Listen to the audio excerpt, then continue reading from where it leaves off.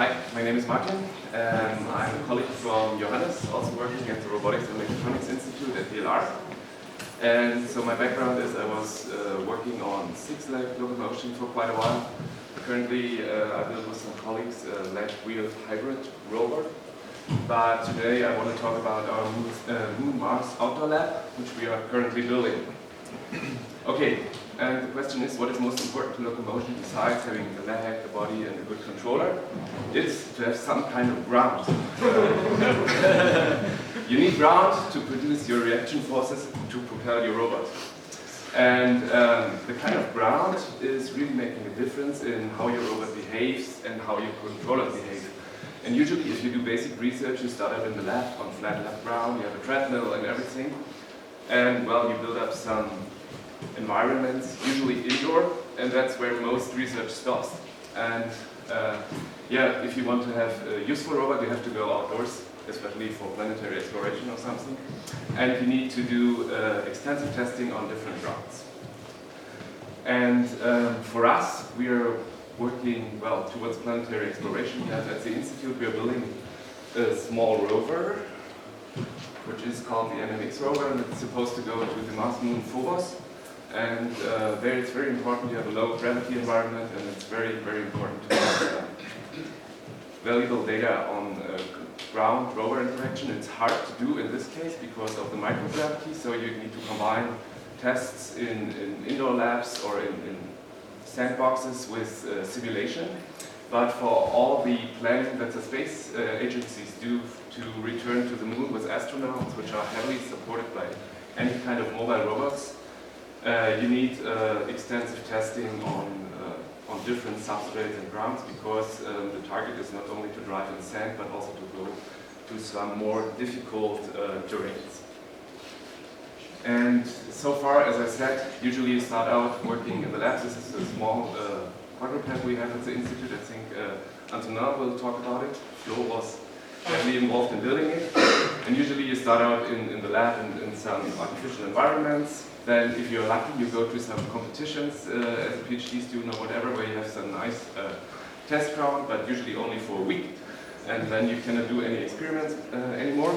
And we started out building our own terrains to do some more extensive testing, because we're not only interested in locomotion, but also in mission simulation, so where we achieve a high degree of autonomy, and we want to test our algorithms in more realistic environments in indoor labs. This is a very old picture. It was a small crater we had built. This is another test site we have at the Institute, or at the DLR. It's from our partner institute. It's basically for locomotion testing of this little hexapod with these elastic spoke wheels, and they also have connections in between the segments which are elastic, and they want to test to pick the right elasticity for a very broad range of terrains. And besides those outdoor labs we have so far, we did also a lot of tests in analog environments, like on Mount Etna, where we had mission scenarios which we simulated, and we did a lot of experiments.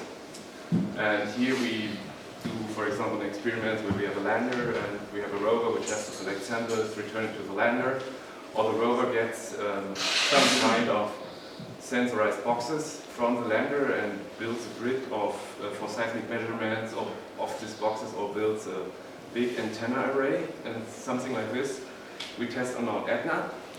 But it's really nice, it's very beautiful, the scenery is very beautiful, and it's very impressive if you're there, but it's a huge effort.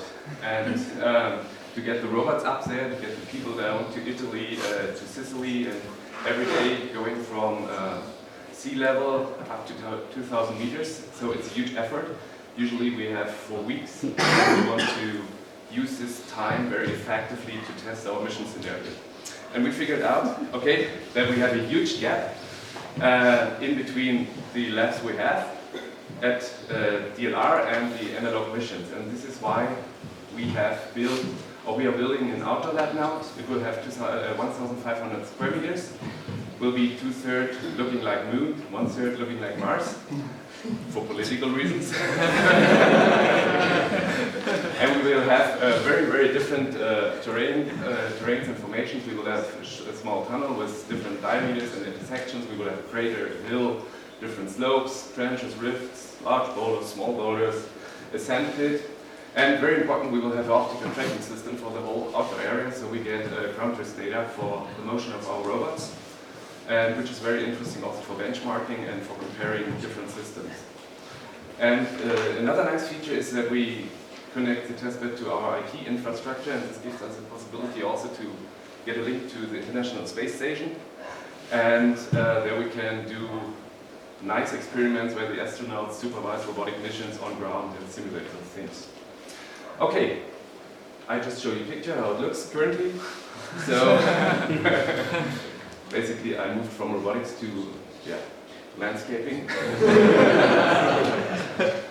Yeah, here we will have the crater, here we have a small hill, and the height difference from here to here is more than 4 meters, so which is quite nice already. We will have these trenches here where we can try to get over with the robot. We can pick a sample from inside the trench. We can have smaller robots going through. We will have different boulders. We have also different stones, which are more interesting for the geologists because they have different spectral images, so they like it if they move around the area. Oh. Good. Well, some more impressions, and this is an offer for you. If you have a robot and you want to test it in our test ground, get your feet on our ground. Get some real data.